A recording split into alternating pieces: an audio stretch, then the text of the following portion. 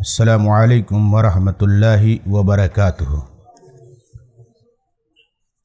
ان الحمد للہ نحمده ونستعینه ونستغفره ونعوذ باللہ من شرور انفسنا ومن سیئات اعمالنا من يهده الله فلا مضل له ومن يضلله فلا هادي له واشهد ان لا اله الا الله وحده لا شريك له واشهد ان محمدا عبده ورسوله يا ايها الذين امنوا اتقوا الله حق تقاته ولا تموتن الا وانتم مسلمون يا ايها الناس اتقوا ربكم الذي خلقكم من نفس واحده وخلق منها زوجها وبث منهما رجالا كثيرا ونساء واتقوا الله الذي تساءلون به والارحام ان الله كان عليكم رقيبا يا ايها الذين امنوا اتقوا الله وقولوا قولا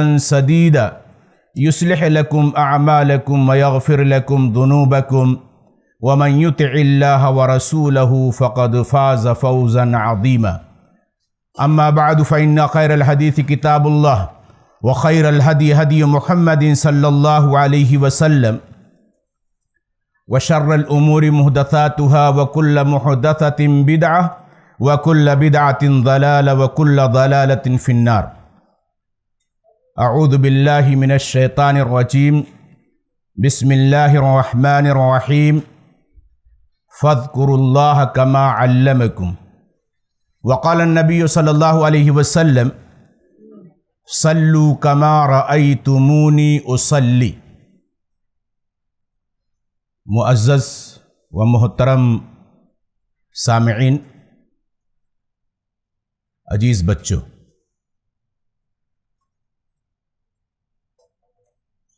IIC کے اس ہفتہ واری درس میں میرا موضوع سخن ہے نماز کے 10 اہم مسائل۔ جیسا کہ ابھی عزیزم امتیاز احمد رحمانی سے آپ نے سنا، انشاءاللہ ہر ایک مسئلے کے تعلق سے اپنے علم کے مطابق اس کی وضاحت کرنے کی کوشش کروں گا۔ اللہ تعالیٰ سے دعا ہے کہ اللہ تبارک و تعالیٰ ہمیں کہنے اور ان کہی ہوئی باتوں پر ہم سب کو عمل کرنے کی توفیق عطا فرمائے۔ اللہ رب العزت کہتا ہے فاذکروا اللہ کما علمکم، اللہ کو ایسے ہی یاد کرو، نماز ویسے ہی پڑھو جیسے اللہ نے تم کو بتلایا ہے، سکھلایا ہے۔ اور اللہ کے نبی صلی اللہ علیہ وسلم نے کہا صلو کما رأیتمونی اصلی، نماز ایسے پڑھو جس طرح مجھے پڑھتے ہوئے دیکھ رہے ہو۔ نماز کے تعلق سے سب سے پہلا مسئلہ ہے نماز کا حکم۔ ہم اور آپ،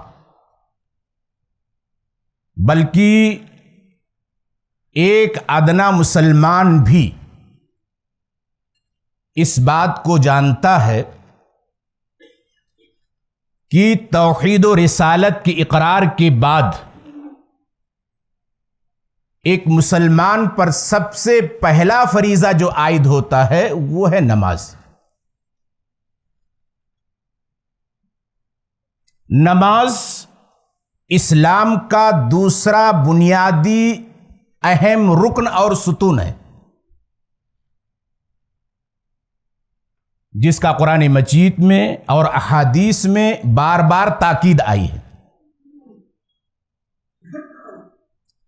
نماز کی بڑی اہمیت ہے، یہ اور بات ہے کہ آج ہم نے اس کی اہمیت کو بھلا دیا ہے۔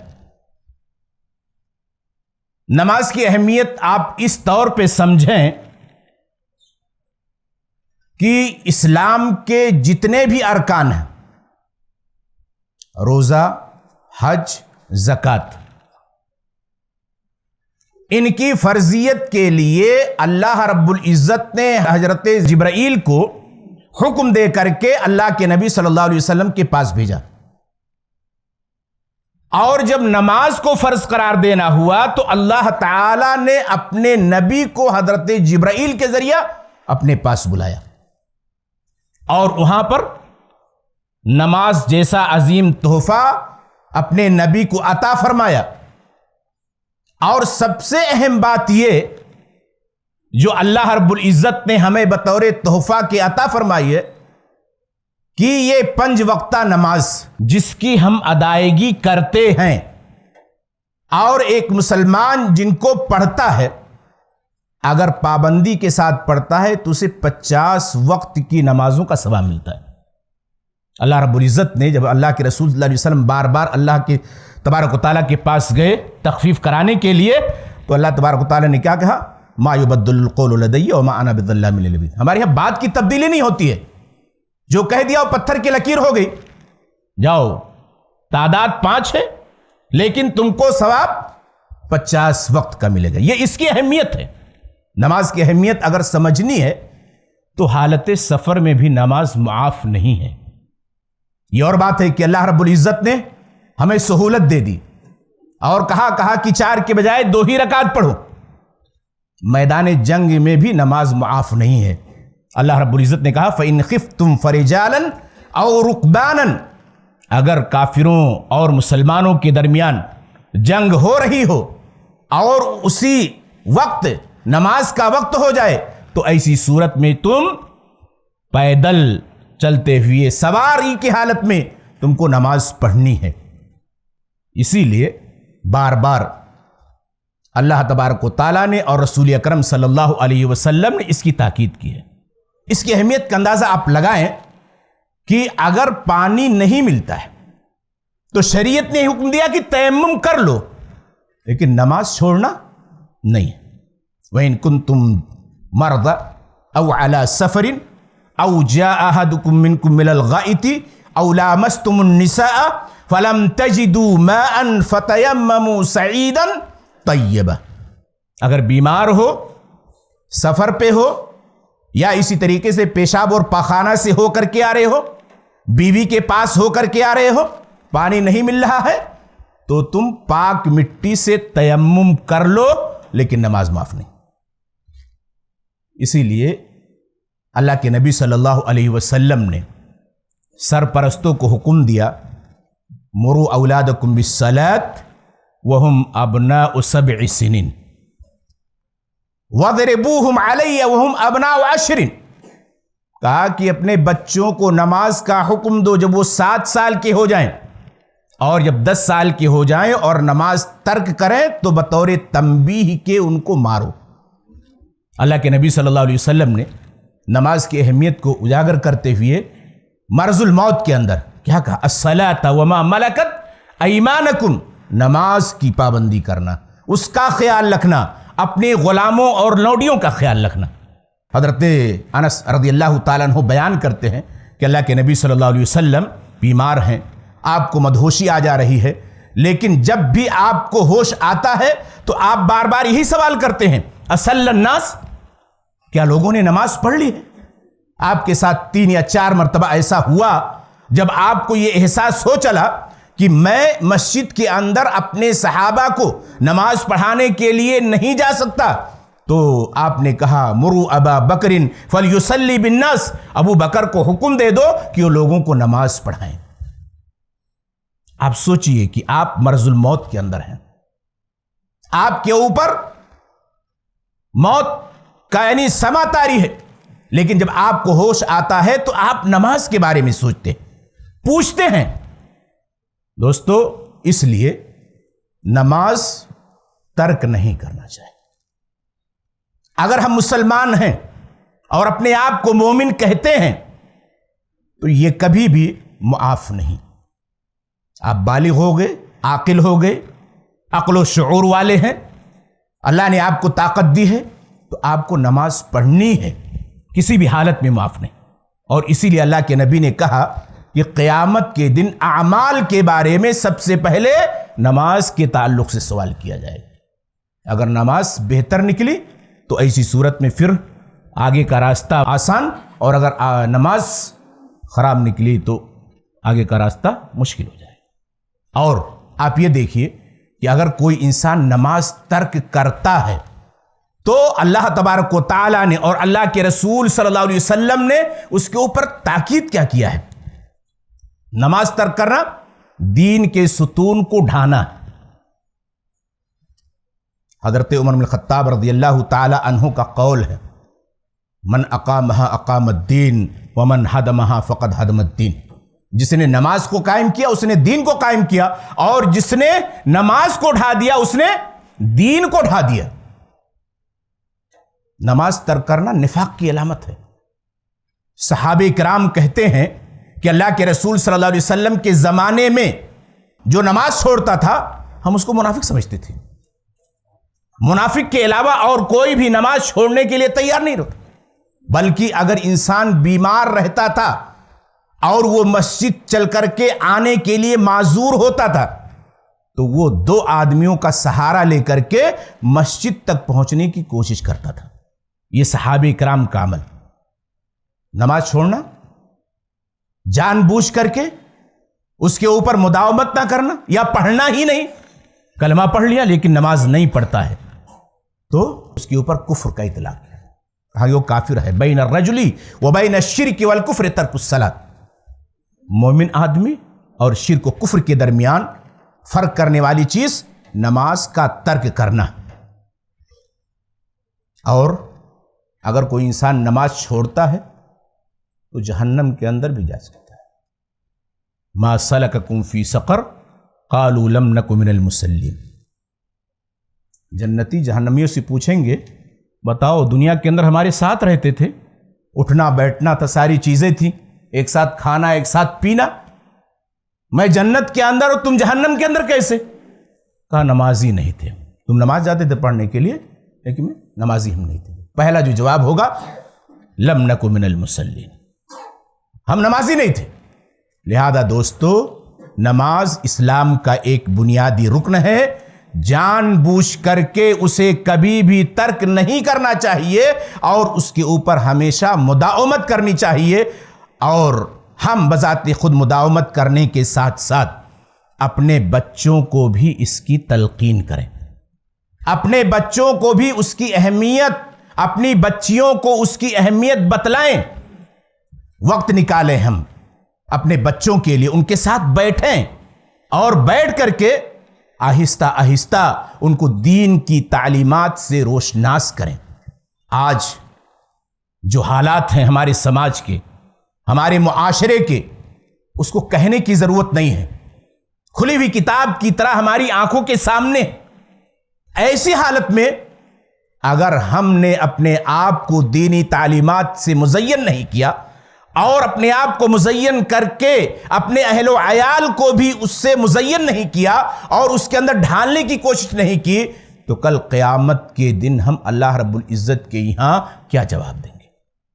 اللہ کے نبی صلی اللہ علیہ وسلم نے کیا بیان فرمایا؟ کلکم راعٍ وکلکم مسئول عن رعیتہ۔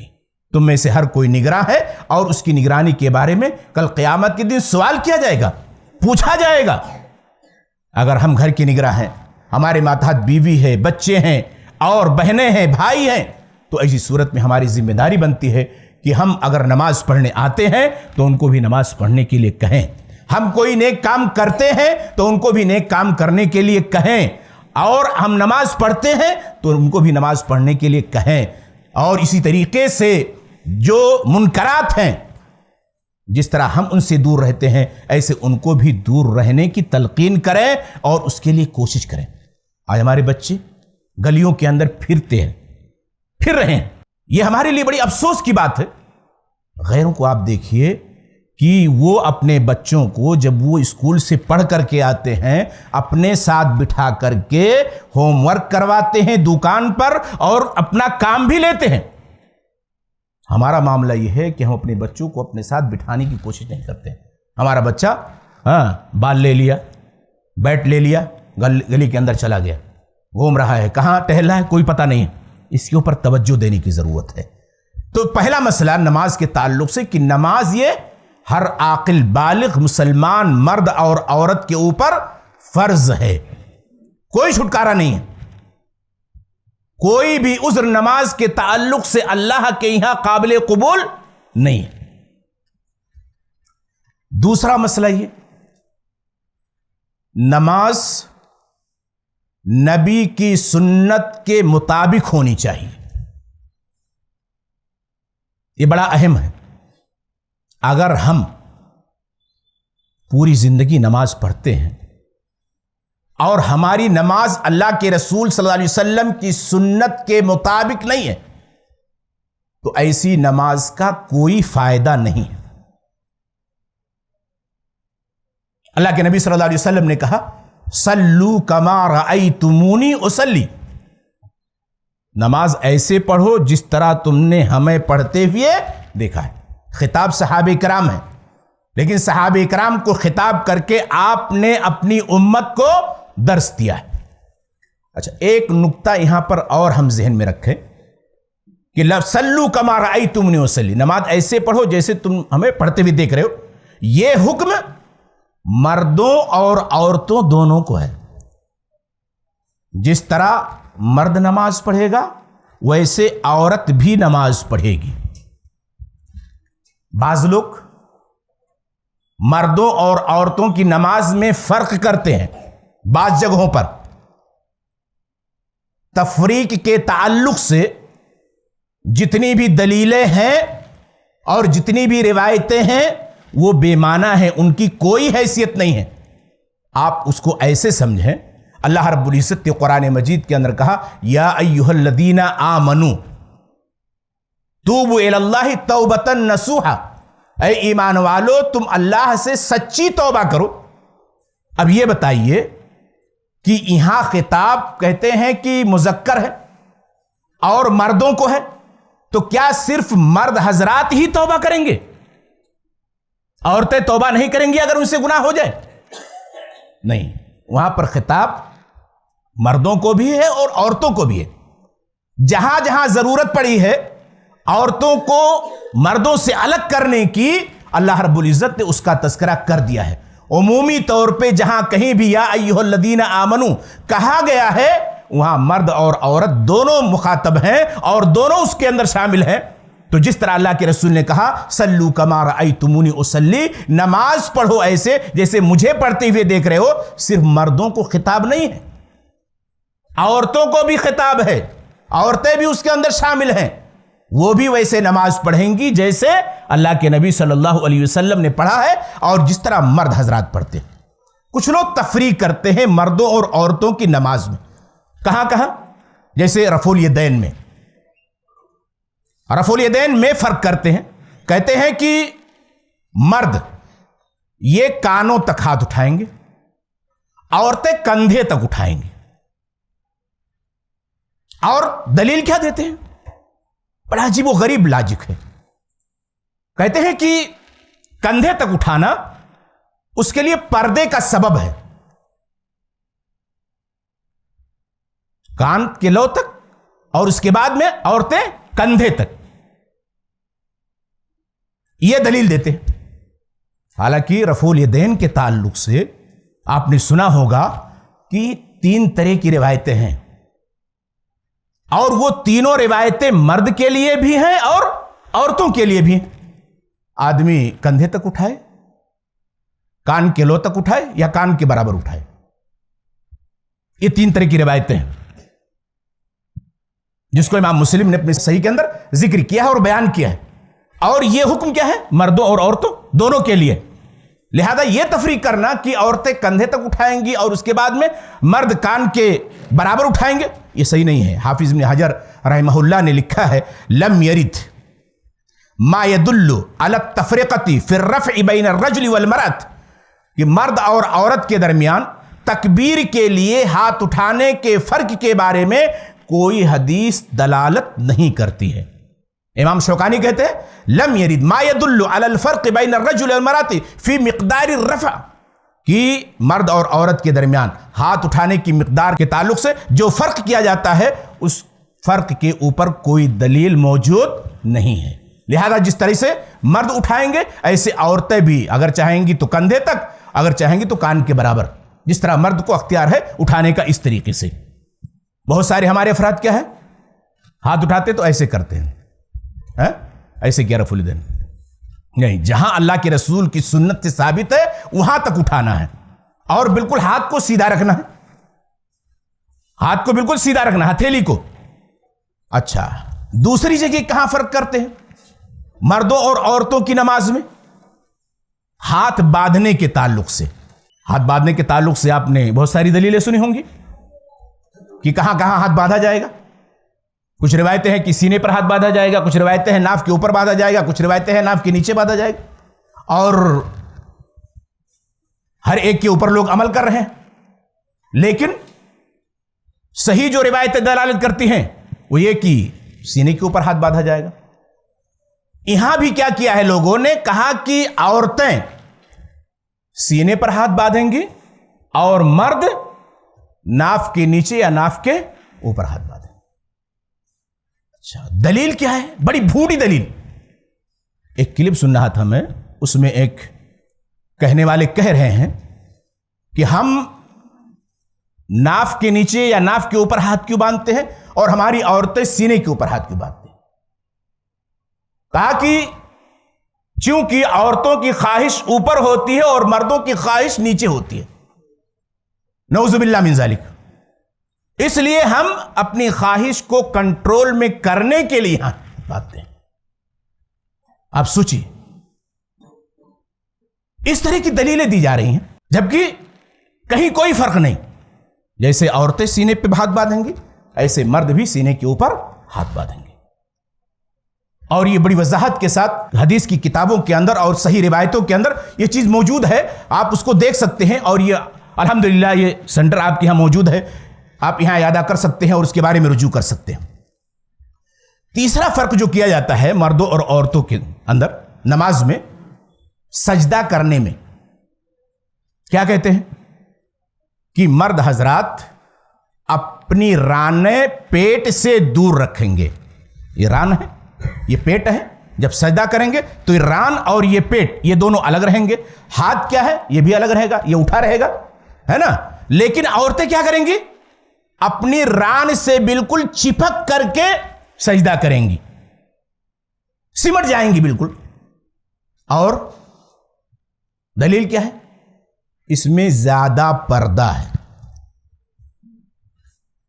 اور ایک دلیل اور دی جاتی ہے کہ اللہ کے رسول صلی اللہ علیہ وسلم عورتوں کے پاس سے گزرے جو نماز پڑھ رہی تھیں، تو آپ نے فرمایا کہ تم سجدہ کرو تو اپنے جسم کا کچھ حصہ زمین سے ملا لیا کرو، کیونکہ عورتوں کا حکم اس میں مردوں والا نہیں ہے.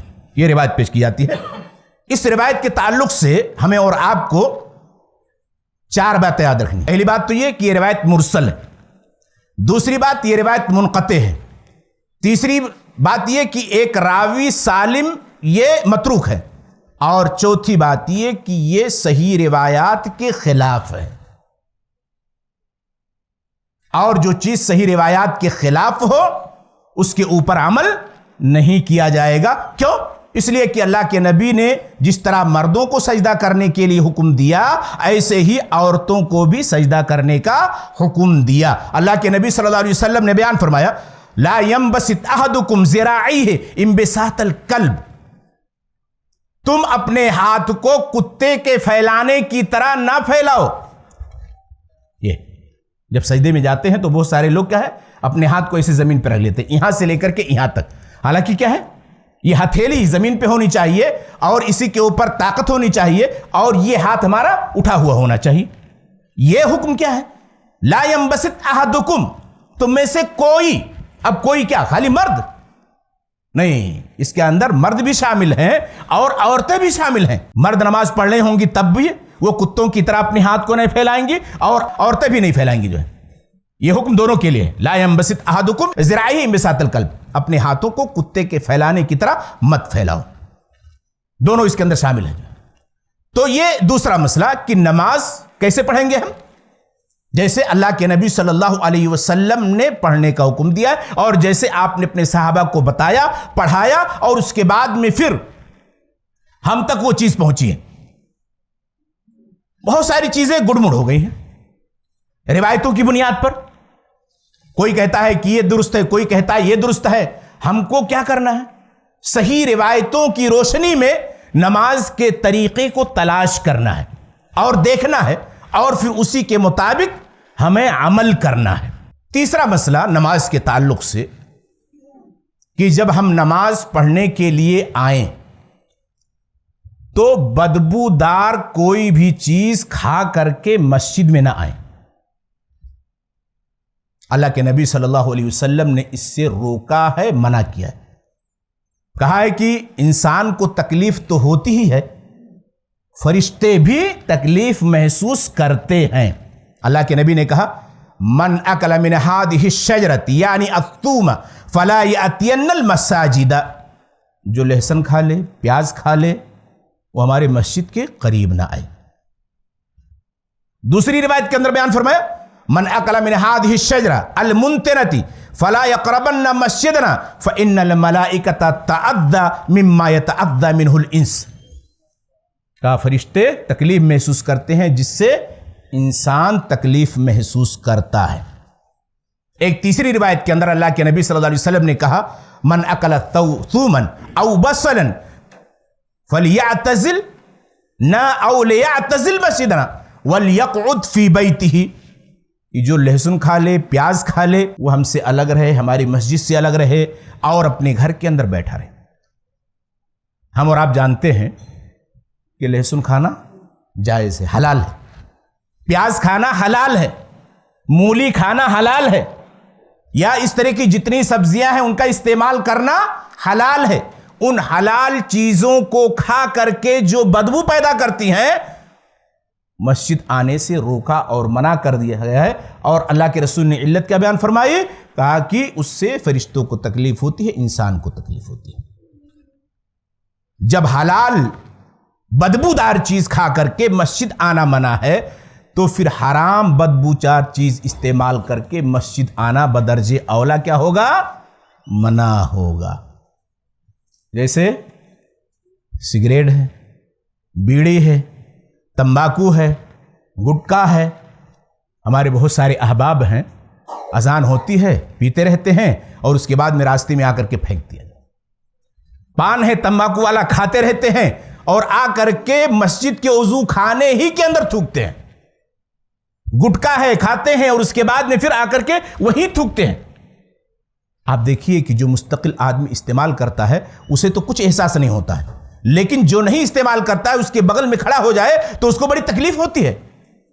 تو آپ اندازہ لگائیں کہ جو چیز حلال ہے، لہسن، پیاز، مولی، اور یہ بدبو پیدا کرتی ہیں کھانے کے بعد، تو ان کو کھا کر کے مسجد آنا منع ہے، تو ان چیزوں کو کھا کر کے ہم کیوں کر مسجد کے اندر آ سکتے ہیں؟ پہلی بات تو یہ ہے کہ ان چیزوں کو کھانا ہی حرام ہے۔ اللہ کے نبی صلی اللہ علیہ وسلم نے بیان فرمایا بڑی واضح طور پہ، صحیح مسلم کی روایت ہے، کل مسکر حرام، ہر نشہ آور چیز حرام ہے، اور کہا ما اسکر کثیرہ فقلیلہ حرام، جس کی زیادہ مقدار نشہ پیدا کرے اس کا معمولی حصہ بھی حرام ہے۔ کہتے ہیں مجھ صاحب تھوڑا سا کھا لو تو کچھ نہیں ہوتا ہے۔ اللہ کے رسول نے کیا کہا؟ جس کا زیادہ حصہ نشہ کرے اس کا معمولی حصہ بھی حرام ہے۔ آج یہ چیز بھی ہمارے سماج اور معاشرے کے اندر بکثرت پائی جاتی ہے۔ ہمارا نوجوان خاص طور سے اس کو بڑی شدت کے ساتھ استعمال کرتا ہے۔ یہ حرام ہے، کہیں کوئی بھی اس کو حلال نہیں کہہ سکتا۔ بہت سارے لوگ دلیل دیتے ہیں، کہتے ہیں مول صاحب مولانا بھی کھاتے ہیں۔ آپ یاد رکھیں کہ کسی مولانا کے استعمال کرنے سے کوئی حرام چیز حلال نہیں ہو جائے گی۔ کیوں؟ اس لیے کہ مولانا یہ شریعت نہیں ہے، شریعت ہے تو قرآن ہے، شریعت ہے تو حدیث ہے۔ انہی دونوں کی روشنی میں تمام چیزوں کو پرکھا جائے گا، تمام چیزوں کو دیکھا جائے گا۔ ایک انسان کے کھانے کی وجہ سے ہم اس کو بطور دلیل نہیں پیش کر سکتے ہیں۔ تو یہ تیسرا مسئلہ، ایک تو ان کا کھانا حرام ہے، قطعی طور پہ کہیں بھی حلال کی دلیل نہیں ملتی ہے. اس لیے ہمیں اور آپ کو اس سے بچنا چاہیے اور چھوڑنا چاہیے. اچھا، ایک چیز یہ ہے کہ حرام تو ہے ہی، ہم اللہ اس کے رسول کے حکم کی نافرمانی کر ہی رہے ہیں، اور دوسری چیز یہ کہ یہ چیز ہمارے جسم کے لیے بھی ہانیکارک ہے، نقصان دہ. آپ اطباء کے تجربات کو دیکھیے، ان کی تشخیصات کو دیکھیے، بہت ساری چیزیں آپ کو ملیں گی. یعنی تمباکو، سگریٹ، تمام چیزیں استعمال کرنے کی وجہ سے کیا کیا چیزیں پیدا ہوتی ہیں. ہمارا ایک بڑا طبقہ نوجوان کا اس وقت نشہ کی گولیاں استعمال کر رہا ہے، شراب پیتا ہے، شراب نہیں ملتا ہے تو اس کی جگہ پہ کوئی ایسی چیز استعمال کرتا ہے جو اس کو نشے کے اندر مست رکھے. بڑی خطرناک چیز ہے جو ہے. ہمیں اپنے نوجوانوں کو اس سے بچانے کی ضرورت ہے، دور رکھنے کی ضرورت ہے. اور گارجین اور ذمہ داران کو چاہیے کہ وہ بذات خود اچھا، بہت سارے گارجین یہ ہیں، ایسے ہیں، استعمال بھی کرتے ہیں اور اپنے بچوں سے منگاتے بھی ہیں کہ جا بیٹا یہ فلاں چیز لے کر کے آ جائے. یہ آپ کیا تربیت دے رہے ہیں کہ وہ بھی جا کر کے اس کو استعمال کرے، اس کو کھائے؟ نہیں، آپ چھوڑیے، حرام چیزوں کو کھانا بند کر دیے. میں نے کہا نا کہ حلال چیز کھا کر کے جو بدبودار ہیں ان کو مسجد میں نہیں آ سکتے، تو حرام چیز کھا کر کے مسجد میں کیوں کر آ سکتے ہیں؟ کبھی اجازت نہیں ہو سکتی ہے. لیکن ہمارے بہت سارے احباب اس کے اوپر عمل کرتے ہیں. یہ تیسرا مسئلہ. چوتھا مسئلہ یہ ہے کہ نماز کے تمام امور میں امام کی متابعت لازم اور ضروری ہے. امام نووی رحمہ اللہ نے، جنہوں نے مسلم کی شرح لکھی ہے، انہوں نے باب باندھا ہے، باب و متابعت الامام والعمل بعدہ. امام کی متابعت کرنے اور امام کے بعد عمل کرنے کا باب. اور اس کے بعد میں پھر اس کے تحت بہت ساری حدیثیں ذکر کی ہیں. ایک حدیث ہے، اللہ کے نبی صلی اللہ علیہ وسلم نے بیان فرمایا، انما جعل الامام لیتم بہ، امام بنایا گیا ہے تاکہ اس کی اقتداء کی جائے، اس کی پیروی کی جائے، اس کی اتباع کی جائے. فَإِذَا كَبَّرَ فَكَبِّرُوا، جب اللہ اکبر کہے تو اللہ اکبر کہو. وَلَا تُكَبِّرُوا حَتَّى يُكَبِّرَ، اور جب تک وہ اللہ اکبر نہیں کہہ لیتا ہے تب تک آپ اللہ اکبر نہیں کریں. وَإِذَا رَكَعَ فَارْكَعُوا، جب رکوع کرے تو رکوع کرو. وَلَا تَرْكَعُوا حَتَّى يَرْكَعَ، اور جب تک وہ رکوع نہ کر لے تب تک آپ رکوع نہ کریں. امام کے ساتھ مقتدی کی 4 حالتیں ہیں. کتنی؟ 4 حالتیں. ایک حالت ہے مسابقت کی. مسابقت کہتے ہیں کہ مقتدی تکبیر میں یا رکوع میں یا سجود میں یا سلام وغیرہ میں امام سے آگے بڑھ جائے، سارا کام پہلے کرے. یہ ایسا کرنا درست نہیں، بلکہ ایسا کرنے پر سخت وعید وارد ہے. بہت سارے ہمارے احباب ہیں، رکوع سے اٹھتے ہیں، ابھی امام سیدھا کھڑا ہوا ہے، وہ لنگی وغیرہ پائجامہ وغیرہ سنبھال کر کے سجدے میں جانے کی کوشش کرتے ہیں. امام ابھی سیدھا کھڑا ہوا ہے، دعا پڑھ رہا ہے، اور وہ جھک جاتے ہیں پہلے سجدہ کرنے کے لیے. مسابقت یہ درست نہیں ہے. یعنی کسی بھی عمل کو امام سے پہلے ہم نہیں کر سکتے ہیں. اللہ کے نبی صلی اللہ علیہ وسلم نے کہا، اما یخشى احدکم او لا یخشى احدکم اذا رفع راسه قبل الامام ان يجعل الله راسه راس حمار او يجعل الله صورته صورت حمار. تم میں سے کوئی ڈرتا کیوں نہیں ہے جو اپنے سر کو امام سے پہلے اٹھاتا ہے کہ کہیں اللہ اس کے سر کو گدھے کا سر نہ بنا دے یا اس کی شکل کو گدھے کی شکل نہ بنا دے. یہ وعید ہے. امام سے پہلے کوئی بھی عمل کرنے پر، اس لیے ہمیں احتیاط برتنی چاہیے کہ ہمارا نماز کے اندر کوئی بھی عمل امام سے پہلے نہیں ہونا چاہیے. دوسرا ہے متابعت، پیروی کرنا. متابعت کہتے ہیں کہ مقتدی کے تمام افعال امام کے افعال کے بعد ہوں، اور یہی اصل پیروی ہے اور اسی کو شرعی اقتدا کہتے ہیں.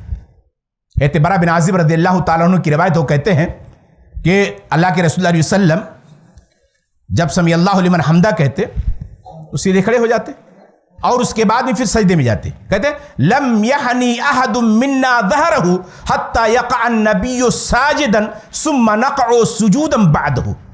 ہم میں سے کوئی اپنی پیٹھ نہیں موڑتا تھا سجدے میں جانے کے لیے جب تک کہ اللہ کے نبی سجدے میں نہیں چلے جاتے تھے. رکوع سے اٹھنے کے بعد سیدھے ہم کھڑے رہتے, اللہ کے نبی جب سجدے میں چلے جاتے تب اس کے بعد میں پھر ہم سجدے کے لیے جھکتے تھے. یعنی ہر ایک عمل, ہر ایک کام امام کے پیچھے پیچھے ہونا چاہیے,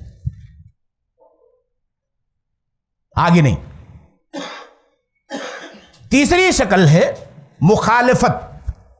مخالفت یہ ہے کہ مقتدی امام سے اتنا پیچھے ہو جایا کرے کہ امام دوسرے رکن میں داخل ہو جائے, پیچھے پیچھے اس کے دم بہت پیچھے.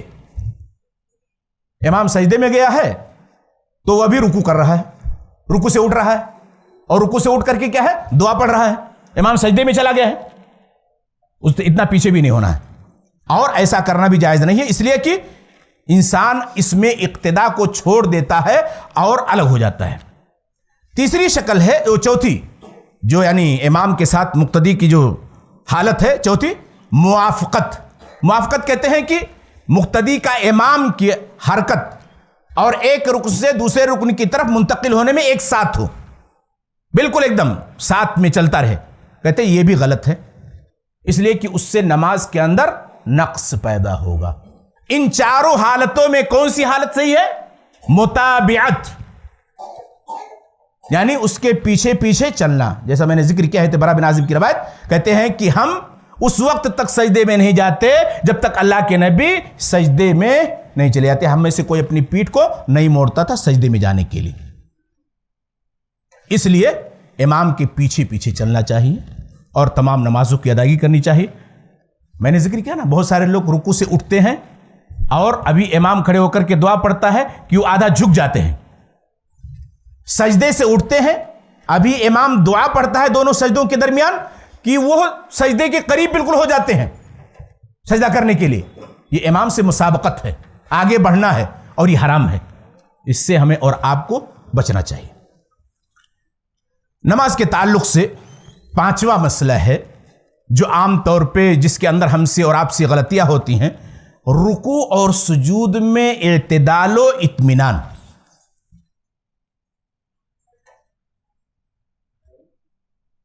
آپ نے بارہا سنا ہوگا کہ اللہ کے نبی صلی اللہ علیہ وسلم مسجد نبوی کے اندر بیٹھے ہوئے تھے, ایک آدمی آیا, اس نے نماز پڑھی, نماز پڑھ کر کے اللہ کے رسول کے پاس آیا, سلام کیا, اللہ کے نبی نے سلام کا جواب دیا اور کہا ارجع فصلی فإنک لم تصلی.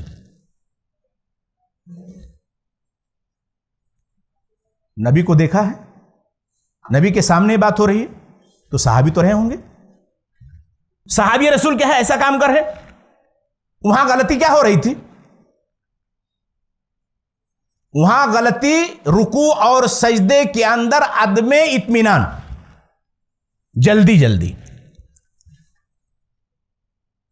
جیسا بھی ہم نے دیکھا نا, ایک صاحب آگے نماز پڑھ رہے تھے, ہاں اتنی جلدی نماز مار کر کے اس کا بھی چلے گئے. جو ہے یہ کیا ہے؟ ایسی نماز کی کوئی ضرورت نہیں ہے اللہ تبارک تعالیٰ کو. جو ہے اللہ کے نبی نے کبھی ایسی نماز نہیں پڑھی ہے. رکوع اور سجود کے اندر اعتدال اور اطمینان ہونا چاہیے.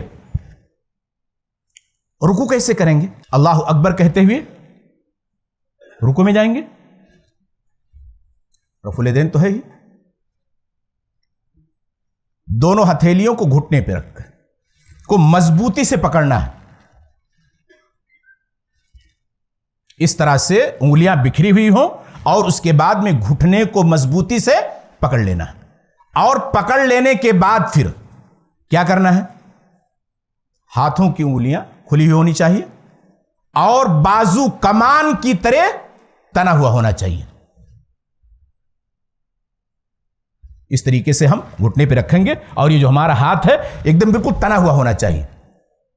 بہت سارے لوگ کیا کرتے ہیں ایسے ڈھیلا کر دیتے ہیں. جب آپ ڈھیلا کریں گے تو ایسی صورت میں پھر ہمارا جو سر ہے یہ نیچے ہو جائے گا, ہماری جو کمر ہے یہ اوپر ہو جائے گی, پیٹھ بالکل سیدھی ہونی چاہیے, ذرا بھی کم نہیں. کمر, پیٹھ اور سر تینوں برابر. بہت سارے لوگ سر کو اٹھائے رہتے ہیں, ایسے دیوال کو دیکھتے ہیں, یا اگر آدمی کے پیچھے ہیں تو اس کے جسم کے اوپر ان کا چہرہ ہوا کرتا ہے. درست نہیں. بہت سارے لوگ کیا ہے سر کو ایسے جھکائے رکھتے ہیں. نہیں, کہا کہ کیا ہونا چاہیے, پیٹھ, کمر اور سر تینوں برابر ایک دم بالکل ہونا چاہیے, جو نہ نیچے نہ اوپر. حضرت ابو حمید الساعدی رضی اللہ تعالی عنہ نبی کریم صلی اللہ علیہ وسلم کی نماز کی کیفیت بیان کرتے ہیں. کہتے ہیں فَإِذَا رَكَعَ أَمْكَنَ كَفَّيْهِ مِنْ رُكْبَتَيْهِ, جب آپ رکوع کرتے تو دونوں ہتھیلیوں سے اپنے دونوں گھٹنوں کو مضبوطی سے پکڑ لیتے. وَفَرَّجَ بَيْنَ أَصَابِعِهِ, اور اپنے انگلیوں کو درمیان کشادگی رکھتے. ثُمَّ حَسَرَ ظَهْرَهُ, پھر اپنی پیٹھ موڑتے. غیر مقنع راسه ولا صافح بخده, سر نہ بالکل اٹھا ہوا اور نہ بالکل جھکا ہوا. وفی روایت ووتر یدیہ, کیا کرتے اپنے دونوں ہاتھوں کو کمان کی طرح رکھتے. فتجافا عن جنبہ, اور ان دونوں ہاتھوں کو پہلو سے الگ رکھتے تھے, ملا کر کے نہیں ہونا چاہیے. اور اس طریقے سے ہم کو رکوع کرنا ہے. اسی کے ساتھ ساتھ اطمینان سے رکوع کرنا ہے. کم از کم اللہ کے نبی صلی اللہ علیہ وسلم نے کہا کہ جب تم رکوع کرو تو کیا کرو, اس میں اللہ رب العزت کی تعظیم بیان کرو, اس کی بڑائی بیان کرو. اور اس کے بعد میں جو روایت میں نے پہلے پیش کی کہ وہ آدمی آیا, نماز پڑھی, تو آپ نے اس کے بعد میں اس کو بتایا 3 مرتبہ. جب ایسا ہوا تو نے کہا لگ رہا میں ایسے پڑھنا جانتا ہوں, آپ مجھ کو بتلا دیجئے. پتہ کیا چلا کہ اگر ہم نماز پڑھنا نہیں جانتے, اسلام کا کوئی مسئلہ ہم کو نہیں معلوم ہے, تو ہمیں جاننے والے سے پوچھنا چاہیے. صحابی رسول ہیں لیکن اچھی طرح پڑھنا نہیں جانتے ہیں, کہتے ہیں لگ رہا میں ایسے ہی جانتا ہوں لہذا مجھ کو سکھلا دیجئے. اللہ کے نبی صلی اللہ علیہ وسلم نے ان کو سکھلایا, ساری چیزیں بتاتے ہوئے گئے. اس کے بعد میں کہا ثم ارکع حتی تطمئن راکعا, اطمینان کے ساتھ رکوع کرو, کم از کم 3 مرتبہ اللہ کی تعظیم بیان کرنی. اچھا ایک بات اور یاد رہے, رکوع اور سجدے میں قرآن کی تلاوت نہیں کرنی ہے. قرآن کی تلاوت سے منع کیا گیا ہے. وہ دعائیں پڑھنی ہے جو اللہ کے نبی صلی اللہ علیہ وسلم سے منقول ہیں, آپ سے جو معثور ہیں, انہی دعاؤں کو پڑھنا ہے اور انہی کو اپنی زبان سے ادا کرنی ہے. تو کیا ہے, اطمینان سے رکوع. اللہ کے رسول ثم ارکع حتی تطمئن راکعا. اور اس کے بعد میں پھر جب رکوع سے اٹھیں گے تو کہتے ہیں کہ رکوع میں جائیں گے تو میں نے بتایا طریقہ, کہا کہ پیٹھ بالکل سیدھی ہونی چاہیے. اللہ کی کوئی عذر ہو آدمی کے پاس, اگر کوئی عذر نہیں ہے اور پیٹھ سیدھی نہیں ہو رہی ہے, کر رہا ہے, تو ایسی صورت میں پھر اس کی نماز نہیں ہوتی. لا تجزی صلاۃ الرجل حتی یقیم ظہرہ فی الرکوع والسجود. اللہ کے نبی نے کہا اس آدمی کی نماز نہیں ہوتی ہے یہاں تک کہ وہ اپنی پیٹھ کو رکوع اور سجدے میں برابر کر لے سیدھا. اس کے اوپر دھیان دینے کی ضرورت ہے. اچھا رکوع کے بعد کیا کریں گے, سمی اللہ لمن حمدہ کہتے ہوئے سیدھا کھڑے ہو جائیں گے, اور کھڑے ہو کر کے اطمینان سے کھڑے ہوں گے, دعا پڑھیں گے. اللہ کے نبی نے فرمایا ثم ارفع حتی تعتدل قائما, پھر تم رکوع سے اٹھو یہاں تک کہ سیدھے کھڑے ہو جاؤ. بہت سارے لوگ سمی اللہ لمن حمدہ کہا, ابھی دعا پڑھی نہیں کہ فوراً سجدے میں جانے کی کوشش کرتے ہیں. جو حضرت انس رضی اللہ تعالی عنہ اللہ کے نبی کے بارے میں کہتے ہیں کہ جب آپ رکوع سے اٹھتے تھے اور سیدھا کھڑے ہوتے تھے تو آپ کی حیات کیا ہوتی تھی, آپ کی کیفیت کیا ہوتی تھی. کہتے ہیں کان رسول اللہ اذا قال سمی اللہ لمن حمدہ, اللہ کے رسول جب سمی اللہ لمن حمدہ کہتے قام حتی نقول قد اوہما, کہتے ہیں کہ آپ اتنی دیر تک کھڑے رہتے یہاں تک کہ ہم کہتے ہیں کہ آپ بھول گئے ہیں، آپ کو وہم ہو گیا ہے، اور ہم ابھی سیدھے طور پہ کھڑے نہیں ہوئے کہ سجدے میں جانے کی کوشش کرتے ہیں۔ یہ طریقہ غلط ہے۔ لہذا رکوع جو کرنا ہے وہ اطمینان کے ساتھ کرنا ہے، اور جو طریقہ ہم نے بتایا آپ کو اس طریقے کے مطابق کرنا ہے۔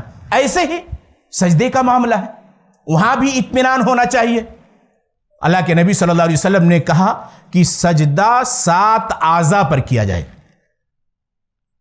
اللہ کے رسول کہتے ہیں امرت ان اسجد علی 7 اعظم، مجھے حکم دیا گیا ہے، کس کو؟ اللہ کے رسول اپنے بارے میں کہتے ہیں کہ مجھے حکم دیا گیا ہے کہ میں سجدہ 7 ہڈیوں پر کروں، علی الجبہۃ واشار علی انفہ، پیشانی پر، اور اللہ کے نبی نے اشارہ کیا اپنی ناک کی جانب، یعنی پیشانی کے اندر ناک بھی شامل ہے، پیشانی کے ساتھ ساتھ ناک کو بھی زمین پر رکھیں گے۔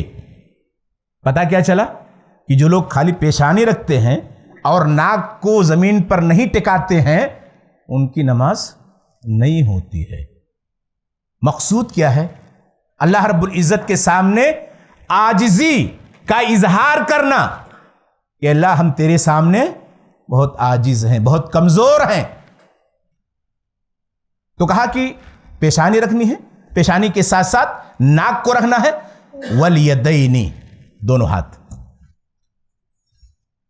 والرکبتین، دونوں گھٹنا، واطراف القدمین، اور دونوں قدم کی انگلیاں۔ کیسے کریں گے؟ اگر کوئی آدمی پیشانی کے ساتھ ناک زمین پر نہیں رکھتا ہے تو اس کی نماز نہیں۔ اللہ کے نبی نے کیا فرمایا؟ لا صلاۃ لمن لا یصیب انفہ من الارض ما یصیب الجمین، جس طرح پیشانی کو زمین سے ٹکاتا ہے اگر اس طرح ناک کو ٹکاتا نہیں تو اس کی نماز کے لیے کفایت نہیں کرے گی۔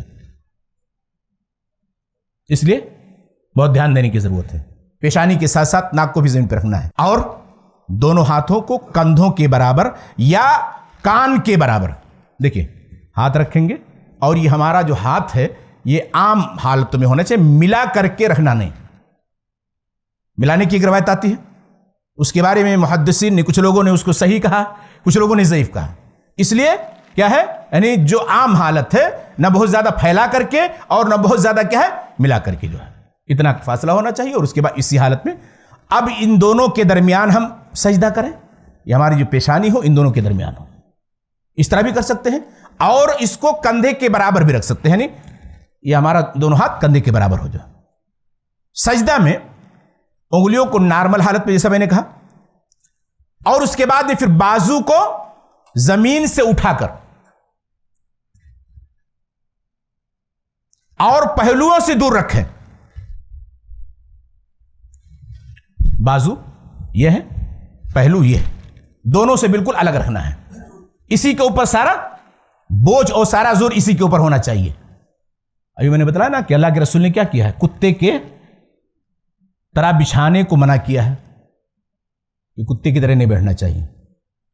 یہ جو ہم سجدے میں کرتے ہیں، بہت سارے ہمارے بچے یا اس طریقے سے ہمارے بہت سارے نوجوان دوست یا بہت سارے لوگ جو نہیں جانتے آج تک اس طریقے سے پھیلا کر کے سجدہ کرنے لگتے ہیں، یہ درست نہیں، منع ہے اس سے۔ اللہ کے رسول نے روکا، دونوں پاؤں کو کھڑا رہنا، اور پاؤں کی ایڑیاں ملے ہونی چاہیے، ملا کر کے انگلیاں موڑ لینی چاہیے، الا یہ کہ آدمی کو کوئی پریشانی ہو، بھئی عذر کی بنیاد پر تو ہر چیز معاف ہے۔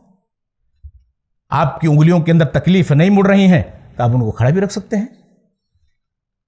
اچھا، اور اس کے بعد میں پھر ان کو قبلہ رخ کر لینا ہے، انگلیوں کو موڑ کر کے قبلہ رخ کرنا ہے، پیٹ رانوں سے جدا، اور سینہ زمین سے اتنا اونچا ہو کہ بکری کا بچہ اگر گزرنا چاہے تو گزر جائے۔ یہ سجدے کا طریقہ اللہ کے نبی صلی اللہ علیہ وسلم نے بیان فرمایا۔ اور سجدے میں کہا دونوں بازو کھلا رکھے، پیٹ بالکل سیدھیاں بھی ہونی چاہیے، کوہن، اور اطمینان سے سجدہ کرنا ہے۔ اللہ کے رسول نے کہا ثم اسجد حتی تطمئن ساجدا، پھر تم سجدہ کرو، اطمینان کے ساتھ سجدہ کرو، اور کتے کی طرح سجدہ نہیں کرنا ہے۔ دونوں سجدوں کے درمیان جب ایک سجدہ کر کے ہم اٹھیں تو دونوں سجدوں کے درمیان اطمینان سے بیٹھنا ہے۔ کیا کرتے ہیں ہم؟ سجدہ سے اٹھیں اور ابھی پورے طور پہ ہماری جسم کی ساری ہڈیاں سارے اعضاء اپنی جگہ پہ نہیں آئے تھے کہ دوسرے سجدے میں ہم جانے کی کوشش کرتے ہیں. نہیں, بیٹھ جائیں آرام سے کہ تاکہ جسم کی ساری ہڈیاں اپنی جگہ پہ آ جائیں, اور اس کے بعد میں اللہ کے نبی صلی اللہ علیہ وسلم سے جو دعا منقول ہے اس دعا کو ہم پڑھیں, اور اس کے بعد میں پھر دوبارہ پھر سجدے کے اندر جائیں. حضرت انس کہتے ہیں وَبَيْنَ السَّجْدَةِ مَكَثَ, دونوں سجدوں کے درمیان اللہ کے نبی اتنی دیر تک ٹھہرتے تھے, رکتے تھے, حَتَّى يَقُولَ الْقَائِلُ قَدْ نَسِيَ, یہاں تک کہ کہنے والا کہتا کہ آپ بھول گئے ہیں ہمارا معاملہ, ابھی سجدہ کیا اور اس کے بعد میں سیدھے طور پہ اٹھے نہیں کہ دوسرے سجدے میں جانے کی کوشش کرتے. نہیں, نماز نہیں ہوگی. آپ نے اپنے صحابی کو جو بتلایا خاص طور سے انہی دونوں چیزوں کے اوپر, رکوع اور سجود کو اطمینان سے کرنے پر, اسی پہ زیادہ زور دیا, کیونکہ صحابی رسول تھے, ان کو معلوم تھا کہ سورۃ الفاتحہ پڑھی جائے گی, جو ہے بغیر سورۃ الفاتحہ کی نماز نہیں ہوتی ہے, جو ہے ان کو معلوم تھا کہ کس طریقے سے اٹھا جائے گا, کس طریقے سے بیٹھا, لیکن جلدی جلدی کرتے تھے تمام ارکان کو, خاص طور سے رکوع و سجدہ کو. اللہ کے نبی نے وہی تعلیم دی اور وہی سکھلایا اپنے صحابی کو اور بتلایا. تو حضرت انس کہتے ہیں کہ آپ دونوں سجدوں کے درمیان اس طرح ٹھہرتے تھے, یہاں تک کہ ہمیں کہنے والا یہ کہتا تھا کہ آپ بھول گئے. یہ پانچواں مسئلہ کہ ہمیں رکوع اور سجود اطمینان کے ساتھ کرنا چاہیے. چھٹا مسئلہ ہے کہ اگر انسان بیمار ہے, مریض ہے, تو جیسا میں نے بتلایا کہ مریض کی حالت, مرض کی حالت میں بھی نماز معاف نہیں, اسے نماز پڑھنی. شریعت نے اسے سہولت دی ہے. اب اگر کوئی آدمی بیمار ہے تو کیسے نماز پڑھے گا؟ عمران بن حسین کی روایت ہے, کہتے ہیں کانت بی بواسیرو, مجھے بواسیر کی بیماری تھی. فسألت النبی صلی اللہ علیہ وسلم عن الصلاۃ, میں نے اللہ کے نبی سے نماز کے بارے میں پوچھا. فقال, تو اللہ کے نبی نے کہا صلی قائما, کھڑے ہو کر کے نماز پڑھو. دیکھیے نماز کے اندر اصل قیام ہے, کھڑے ہو کر کے نماز پڑھی جائے گی. اس کے بعد میں کہا فَإِن لَمْ تَسْتَطِعْ فَقَائِدًا, اگر کھڑے ہونے کی طاقت نہیں ہے تو بیٹھ کر کے پڑھو. فَإِن لَمْ تَسْتَطِعْ فَعَلَى جَنْبٍ, اور اگر بیٹھنے کی بھی طاقت نہیں ہے تو پہلو کے بل لیٹ کر کے نماز پڑھو. پتا کیا چلا کہ اگر آدمی بیمار ہے, وہ کھڑے ہونے پہ طاقت نہیں رکھتا ہے تو بیٹھ کر کے نماز پڑھے گا. حضرت عائشہ رضی اللہ تعالیٰ عنہ کہتی ہیں رأیت النبی صلی اللہ علیہ وسلم یصلی متربعا, میں نے اللہ کے نبی صلی اللہ علیہ وسلم کو آلتی پالتی مار کے بیٹھ کے نماز پڑھتے ہوئے دیکھا. تربع ہے جیسے آپ بیٹھے ہوئے ہیں, اس طریقے سے جو ہے آپ بیٹھے ہوئے ہیں, نماز پڑھنی ہے جس طرح آپ کو سہولت ہے. میں نے بتلایا کہ اصل قیام ہے, کھڑے ہو کر کے نماز پڑھنی ہے, لیکن اگر آپ مجبور ہیں, کھڑے نہیں ہو پاتے ہیں تو بیٹھ کر کے, بیٹھ نہیں پاتے ہیں تو پہلو کے بل, یا جس طرح سے ممکن ہو اس طرح آپ نماز پڑھیں گے. جو ہے اگر سجدہ کرنا ناممکن ہو, آپ کے کمر میں درد ہے, آپ جھک نہیں پاتے ہیں, اللہ کے نبی صلی اللہ علیہ وسلم نے کیا کہا؟ کہا کہ کیا کرو, تم اپنے سجدے کو اپنے رکوع سے تھوڑا نیچا کر لو. بیٹھے ہوئے ہیں آپ, رکوع کیا اس طریقے سے, اور اس کے بعد بھی پھر سجدہ کرنا تو تھوڑا سا اور جھک جائیے. اور ہاتھ کو کہاں پہ رکھیں گے؟ اگر آپ تربو کر کے بیٹھے ہوئے ہیں تو ہاتھ آپ کا آپ کے ران کے اوپر ہونی چاہیے, جس طریقے سے عام حالت میں ہم نماز کے اندر رکھتے ہیں, جو ہے اس طریقے سے. تو مریض انسان ہے, معاف نہیں ہے نماز, اور جس طرح ممکن ہو سکے اس کو کیا ہے سہولت دی ہے شریعت نے کہ وہ نماز پڑھے گا, جو ہے, لیکن نماز معاف نہیں ہے. ساتواں مسئلہ ہے, ہم اور آپ جانتے ہیں کہ خواتین کے درمیان مہینے میں چند ایام ایسے ہوتے ہیں جس میں وہ نماز اور روزے سے رکی رہتی ہیں، شریعت نے ان کو اجازت دی ہے۔ نماز کی قضا نہیں ہے، روزے کی قضا ہے، بعد میں وہ روزے کی قضا کرے گی۔ لیکن کبھی ایسا بھی ہوتا ہے کہ بعض عورتیں بیماری کے اندر مبتلا ہو جاتی ہیں اور ان کو مستقل خون آتا رہتا ہے۔ اللہ کے نبی صلی اللہ علیہ وسلم کے زمانے میں بھی اس طرح کے واقعات ہو چکے ہیں اور آپ کے سامنے آ کر کے اس کے بارے میں مسئلہ پوچھا گیا۔ وہ عورت کیا کرے گی؟ دیکھیے، اگر عورت اس سے پہلے وہ حیض کے ایام سے گزر رہے تھے تو ان کے جو پیریڈ کے ایام ہوتے ہیں وہ متعین ہوتے ہیں، کسی کا 5 دن، کسی کا 7 دن، کسی کا کچھ دن۔ پہلے جو عادت رہی ہے اس عادت کے مطابق کیا کرے گی؟ اس تاریخ سے لے کر کے اور جس تاریخ کو ختم ہو جاتا تھا حیض کے اتنے دنوں تک وہ نماز اور روزے سے رکی رہے گی۔ پھر وہ غسل کرے گی، جیسے اللہ کے نبی صلی اللہ علیہ وسلم نے حائضہ عورت کو غسل کرنے کا حکم دیا ہے، اور اس کے بعد پھر بھی اگر خون آتا ہے تو وہاں اس کو پتہ لگانا ہے کہ کون سا خون ہے۔ حیض کا خون موٹا، گدلا، مٹمیلا ہوتا ہے، بدبودار ہوتا ہے، اور اگر بیماری کا خون ہے جس کو ہم استحاضہ کا خون بولتے ہیں تو یہ عام خون کی طرح ہوتا ہے، لال ہوتا ہے، سرخ بالکل۔ اگر وہ فرق کرنا جانتی ہے تب تو ٹھیک ہے، اور جتنے دنوں تک اس کو حیض آتے رہے ہیں پہلے اتنے دنوں تک وہ نماز ضرور سے رکی رہے گی، پھر غسل کرے گی، اور اس کے بعد میں بھی اگر خون آتا ہے تو شریعت نے کہا ہے، کیا کہا؟ کہا کہ ویسے تو اللہ کے نبی صلی اللہ علیہ وسلم نے سوال پوچھا، ہر نماز کے وقت پاکی حاصل کرنے اور وضو کرنے کا حکم دیا ہے، لیکن حضرت ام حبیبہ بنت جہش رضی اللہ تعالی عنہا کے بارے میں آتا ہے کہ وہ ہر نماز کے وقت غسل کیا کرتے تھے، اسی لیے اس کے جو احکامات لکھے گئے ہیں، اگر عورت کو طاقت ہے تو کیا کرے؟ ہر نماز کے وقت غسل کر لیا کرے، نماز پڑھے۔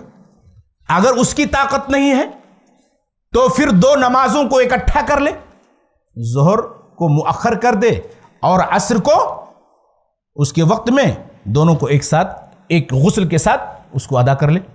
پھر اس کے بعد میں مغرب کو عشاء تک کے مؤخر کر دے، ایک غسل کرے، اس کے بعد میں دونوں کو پڑھ لے، اور فجر کو اپنی جگہ پہ اس طریقے سے غسل کر کے۔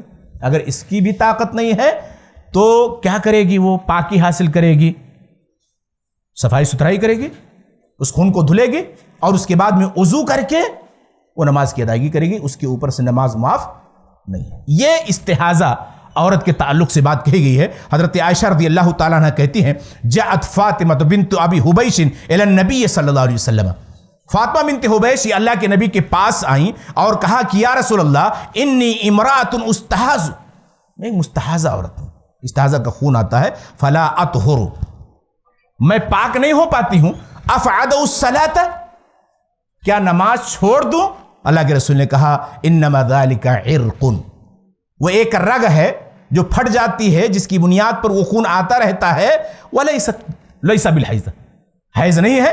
فَإِذَا أَقْبَلَتِ الْحَيْضَةُ، جب حیض آئے تو ایام تم کو معلوم ہے، ان ایام میں فَدَعِ الصَّلَاةَ، نماز کو ترک کر دو۔ وَإِذَا أَدْبَرَتْ، اور جب حیض کے ایام ختم ہو جائیں، فَاغْسِلِي عَنْكِ الدَّمَ، تو خون کو دھلو اور غسل کرو، اور اس کے بعد میں پھر نماز پڑھو۔ یہ اللہ کے نبی صلی اللہ علیہ وسلم نے مستحاضہ عورت کے بارے میں واضح کیا اور بیان کیا۔ جو یہ چیز ہمیں اپنے گھروں کے اندر بتانے کی، یہ بھی کیا ہے؟ بیماری کی ایک شکل ہے کہ اگر عورت اس بیماری کے اندر مبتلا ہے تو اسی صورت میں اس کو نماز اس طریقے سے پڑھنی ہے جو میں نے ذکر کیا ہے۔ ام حبیبہ بنت جہش بھی اللہ کے رسول کے پاس آئیں اس کی شکایت کی، ان کو بھی یہ بیماری تھی، یہ شکایت تھی، اور اس کے بعد میں پھر کیا ہے؟ ان کو بھی اللہ کے نبی صلی اللہ علیہ وسلم نے یہ مسئلہ بتلایا۔ 8واں مسئلہ ہے اسی یعنی استحاضہ سے تعلق رکھتا ہوا، سلسل البول۔ سلسل البول کہتے ہیں کہ یعنی بار بار پیشاب کا آنا۔ انسان کے جب مثانے کمزور ہو جاتے ہیں تو ایسی صورت میں پھر بار بار پیشاب آتا ہے، اور انسان ایک عذر پیش کرتا ہے کہ مول صاحب مجھ کو بار بار پیشاب آ جاتے ہیں اس لیے میں نماز نہیں پڑھتا، نماز معاف نہیں. شریعت نے دین آسان ہے، بہت سارے راستے بتائے ہیں. جیسے استحاضہ کے بارے میں کہا گیا کہ وہ خون نکلنے کی جگہ پر خاص کپڑا رکھ لے اور اس کے بعد میں اس کو مضبوطی سے باندھ لے اور اس کے بعد میں ہر نماز کے وقت وہ صفائی کرے. ایسے ہی سلسل البول کی بیماری کے اندر جو لوگ مبتلا ہیں ان کو بھی ایسے کرنا چاہیے کہ شرمگاہ کے اوپر خاص کپڑا موٹا رکھ لیں اور اس کے بعد میں پھر اس کو باندھ لیں. باندھنے کے بعد اگر طاقت ہے تو ہر نماز کے وقت اس کو بدل لیا کرے. اگر وہ بھی نہیں ہے تو وہ گندگی اپنی جگہ پہ ہے لیکن وضو کر کے ہم کو نماز پڑھنی ہے. یہ شریعت نے اجازت دی ہے. سلسل البول کہیے یعنی عام طور پہ لوگوں کو شکایت ہوتی ہے، اس لیے میں نے اس کو ذکر کر دیا کہ اس اعتبار سے اس کو ادا کیا جائے گا. نواں مسئلہ ہے جو عام طور پہ ہمارے یہاں پایا جاتا ہے کہ کرسی پر بیٹھ کر نماز پڑھنا.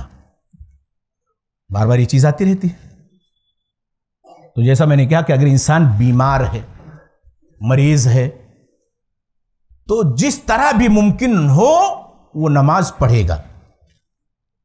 اگر انسان کھڑے ہونے سے عاجز ہے، کھڑا نہیں ہو پا رہا ہے، اتنی طاقت نہیں ہے، تو اب ایسی صورت میں پھر وہ کرسی کے اوپر کیا کرے گا؟ بیٹھ جائے گا. اور اسی حالت میں کیا ہے؟ رکوع اور سجدہ کرے گا اپنی حیت کے اعتبار سے. جو اگر قیام کی طاقت ہے تو کہتے ہیں کہ کھڑا ہو سکتا ہے لیکن جھک کر کے رکوع نہیں کر سکتا یا سجدہ نہیں جا سکتا. تو کہتے ہیں کہ قیام کی حالت میں اس کو چونکہ کھڑے ہونے کی طاقت ہے اس لیے وہ قیام کرے گا. اور پھر جب رکوع کی بات آئے گی تو وہ کرسی کے اوپر بیٹھ جائے گا اور اسی بیٹھنے کی حالت میں رکوع بھی کرے گا اور سجدہ بھی کرے گا. رکوع تھوڑا اونچا ہوگا اور سجدہ تھوڑا سا نیچے ہوگا اور یہ ہاتھیں اس کے اپنے ران کے اوپر ہوں گی. میں آپ کے سامنے ایک عبارت پڑھ دے رہا ہوں جو ایک سوال کے جواب میں ہے. علامہ ابن قدامہ جن کی بہت مشہور کتاب ہے المغنی، اس کے اندر وہ لکھتے ہیں من قدر علی القیام وعجز عن الرکوع والسجود، جو آدمی کھڑے ہونے پہ قدرت رکھتا ہے لیکن سجدہ کرنے رکوع کرنے سے عاجز ہے، لم یسقط عنہ القیام، تو اس کے اوپر سے قیام ساقط نہیں ہوگا. یعنی کھڑے ہو کر کے اللہ اکبر کہے گا، نیت باندھے گا، سورۃ الفاتحہ پڑھے گا، کوئی سورت پڑھے گا اور اس کے بعد میں پھر کیا ہے؟ کہتے ہیں کہ وہ صلی قائما، کھڑے ہو کر کے نماز پڑھے گا. فیومی بالرکوع، اور اس کے بعد میں پھر کیا ہے؟ رکوع کے اندر اشارہ کرے گا. ثم یجلس فیومی بالسجود، پھر بیٹھ جائے گا کرسی پر اور اس کے بعد میں پھر سجدے اشارے کے ساتھ پڑھے گا. شیخ ابن باز رحمہ اللہ نے کیا کہا ہے؟ الواجب علی من صلی جالسا علی الارض او علی الکرسی، جو لوگ زمین پر یا کرسی پر بیٹھ کر کے نماز پڑھتے ہیں ان کے اوپر واجب ہے ان یجعل سجودہ اخفض من رکوعہ، کہ وہ اپنے سجدے کو اپنے رکوع سے تھوڑا نیچا رکھیں. والسنہ لہ ان یجعل یدیہ علی رکبتیہ فی حال الرکوع، رکوع کی حالت میں اپنے دونوں ہاتھوں کو ران کے اوپر رکھیں. اما فی حال السجود فالواجب ان یجعلہما علی الارض ان استطاع، اگر طاقت ہے تو زمین کے اوپر رکھ کر کے سجدہ کرے اور اگر طاقت نہیں ہے تو اپنے دونوں گھٹنوں کو اوپر ہاتھ رکھے اور اسی حالت میں سجدہ کرے. لما ثبت عن النبی صلی اللہ علیہ وسلم انہ قال، اس لیے کہ اللہ کے نبی سے ثابت ہے آپ نے فرمایا امرت ان اسجد علی سبعۃ اعظم، اور اس کے بعد میں پوری حدیث ذکر کیا. ومن عجز عن ذلک وصلی علی الکرسی، اور جو اس سے بھی عاجز ہو اور کرسی کے اوپر بیٹھ کر کے نماز پڑھا، فلا حرج فی ذلک، تو اس میں کوئی حرج کی بات نہیں ہے. اس لیے کہ اللہ تعالیٰ کہتا ہے فاتقوا اللہ ما استطعتم، اللہ سے اتنا ڈرو جتنا تمہارے اندر طاقت ہے. اور لا یکلف اللہ نفسا الا وسعها، اللہ کسی نفس کو اس کی طاقت سے زیادہ مکلف نہیں بناتا ہے. تو اگر ہم قیام پہ قدرت رکھتے ہیں تو قیام کھڑے ہو کر کے کریں گے، ہماری کمر نہیں جھک رہی ہے، درد ہو رہا ہے، یا اس طریقے سے سجدہ نہیں کر پا رہے تو کرسی کے اوپر بیٹھ جائیں گے اور اس کے بعد میں اسی حالت میں ہم رکوع بھی کریں گے اور سجدہ بھی کریں گے. پھر دوسرے رکعت کے لیے ہم کھڑے ہو جائیں گے اور قیام ہمارا کھڑے ہونے کی حالت میں ہوگا. پھر اس کے بعد میں جب رکوع سجدہ کرنا ہوگا کرسی کے اوپر بیٹھ جائے. اس کے بعد اگر وہ بھی ممکن نہیں ہے تو پھر مکمل طور پہ ہم بیٹھ کر کے جیسا بتایا گیا اسی طریقے سے نماز پڑھ سکتے ہیں. اس کے بعد میں پھر 10واں مسئلہ ہے حالت سفر میں نماز. اس حالت سفر میں ہم نماز کیسے پڑھیں گے؟ دیکھیے اس مسئلے کے تعلق سے 5 باتیں ہمیں اپنے ذہن کے اندر رکھنی. پہلی بات تو یہ کہ شریعت نے سفر کی حالت میں نماز کو قصر کر کے پڑھنے کا حکم دیا. اما عائشہ رضی اللہ تعالیٰ عنہ بیان کرتی ہیں اول ما فرضت الصلاۃ رکعتین فاقر صلاۃ السفر واتمت صلاۃ الحضر. پہلے نماز 2 رکعت فرض تھی، بعد میں چل کر کے سفر کی نماز کو ویسے ہی باقی رکھا گیا اور حضر کی نماز کو پورا کر دیا گیا. یعنی ظہر، عصر اور عشاء یہ 4 رکعت ہیں، اور مغرب 3 رکعت ہے، اور فجر 2 رکعت ہے. ہم اگر سفر میں ہیں تو ظہر کی نماز اور عصر کی نماز، عشاء کی نماز کو ہم قصر کر کے پڑھیں گے. یہ قصر کرنا کیسا ہے؟ اب اس کے بارے میں ائمہ نے بہت سارا اختلاف کیا ہے، لیکن شیخ الحدیث علامہ عبید اللہ مبارک پوری رحمہ اللہ نے یہی ذکر کیا ہے، احوط یہی ہے کہ نبی کی اتباع کرتے ہوئے قصر کے اوپر عمل کیا جائے، اس کو ترک نہ کیا جائے. کیوں؟ اس لیے کہ اللہ رب العزت کی جانب سے یہ ایک تحفہ ہے، ایک چھوٹ ہے، اور اس چھوٹ کو ہمیں قبول کرنا چاہیے. لیکن اگر کبھی انسان مکمل نماز بھی پڑھ لیتا ہے تو اس کی نماز ہو جائے گی. ایک مسئلہ. دوسری بات، قصر کہاں سے شروع کریں گے؟ آدمی جو اپنے گھر سے سفر کی نیت سے نکل پڑے تو مسافر کی تعریف میں آ جاتا ہے. لہذا اپنے شہر کے حدود سے نکلنے کے بعد قصر ادا کرنا وہ شروع کر دے گا اور واپسی تک وہ قصر کرتا رہے گا. شہر کے اپنے بستی کے حدود سے نکلنے کے بعد دلیل کیا ہے؟ حضرت انس رضی اللہ تعالیٰ عنہ سے روایت وہ کہتے ہیں خرجنا مع رسول اللہ علیہ وسلم من المدینہ الی مکہ. ہم اللہ کے رسول کے ساتھ مکہ مدینہ سے مکہ گئے. فکان یصلی رکعتین اللہ کے نبی پورا سفر 2 رکعت نماز پڑھتے رہے حتی رجعنا الی المدینہ، یہاں تک کہ ہم مدینہ چلے گئے. اور حضرت انسی کی روایت ہے، کہتے ہیں ان رسول اللہ صلی اللہ علیہ وسلم صلی الظہر بالمدینہ 4، آپ نے ظہر کی نماز مدینہ کے اندر 4 رکعت پڑھی. وصلی العصر بذل حلیفہ رکعتین، اور جب سفر پہ نکل کر کے جانے لگے ذوالحلیفہ پہنچے تو آپ نے وہاں 2 رکعت نماز پڑھی. اور ذوالحلیفہ مدینہ سے 12 کلومیٹر کی دوری پر. اپنی بستی کے حدود سے نکل گئے، اللہ کے نبی صلی اللہ علیہ وسلم نے قصر کرنا شروع کر دیا. تیسری بات یہ ہے کہ کتنی دوری پر قصر کریں گے، اس کے بارے میں بھی متعدد روایتیں ہیں، اور اسی لیے فقہا کے درمیان بکثرت اختلاف پایا جاتا ہے. امام ابو حنیفہ رحمہ اللہ، ان کے یہاں 3 دن کی مسافت اگر ہے، 3 دن کا سفر ہے تو قصر کیا جائے. امام مالک، امام شافعی اور امام احمد کے نزدیک 4 برد، 1 برد 12 کلومیٹر کا ہوتا ہے اور 4 برد 48 کلومیٹر کا ہوتا ہے.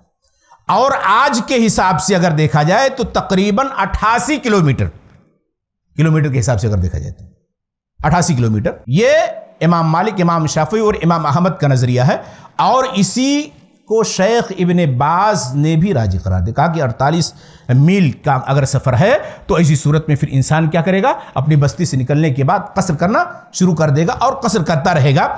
اور صاحب مرعات یعنی شیخ الحدیث علامہ عبید اللہ مبارک پوری مشکات کی شرح میں لکھتے ہیں والراجی اندی ما ذهب الیہ الائمۃ الثلاثہ انہ لا یقصر الصلاۃ فی اقل من 48 میلا. میرے نزدیک ائمہ ثلاثہ اور امام احمد جس بات کی جانب گئے ہیں وہی راجح ہے، اور 48 میل کی دوری سے کم میں انسان سفر نہیں کرے. یہ ان کا. امام اوزاعی کہتے ہیں کم از کم مسافت ایک دن کی اور ایک رات کی ہونی چاہیے. لیکن شیخ الاسلام ابن تیمیہ رحمہ اللہ کہتے ہیں کہ قصر کے لیے مسافت کی کوئی حد متعین نہیں. وہ کہتے ہیں کہ قصر کے لیے مسافت کی کوئی حد متعین نہیں. نبی جب بھی سفر پر جاتے تو قصر نماز ادا فرماتے. جس صحابی نے آپ کو جتنی مسافت پر نماز قصر کرتے ہوئے دیکھا اس نے اتنی ہی بیان کر دی. اس وجہ سے اس سلسلے میں روایات مختلف ہیں. اور اس کے بعد میں کہتے ہیں کتاب و سنت میں قصر نماز کے لیے مطلقاً سفر کا لفظ استعمال ہوا ہے. لہذا اور حدیث میں بھی لہذا اس کو تعین نہیں کیا جا سکتا ہے.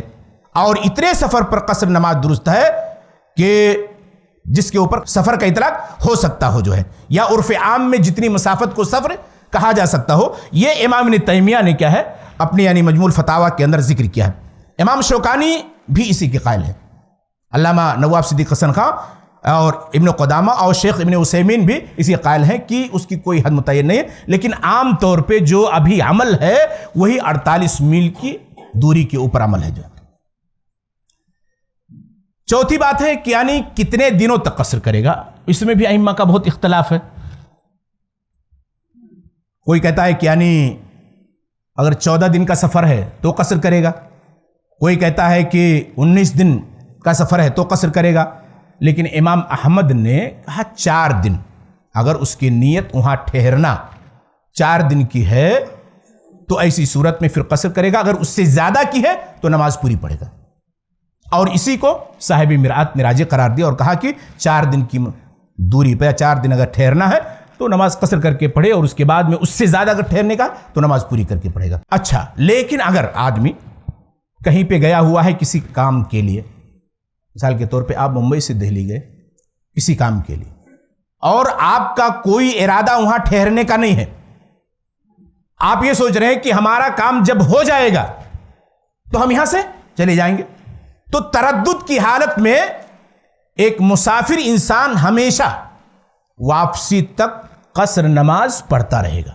جیسے اللہ کے نبی صلی اللہ علیہ وسلم نے فتح مکہ کے موقع پر اور غزوہ تبوک کے موقع پر آپ وہاں 20 دن تک ٹھہرے رہے، اور اس کے بعد میں چونکہ لڑائی کا معاملہ ہے، یہ نہیں تھا کہ آج ہو جائے گا تو ہم واپس چلے جائیں گے، اس کے بعد میں کل ہو جائے گا واپس چلے جائیں گے.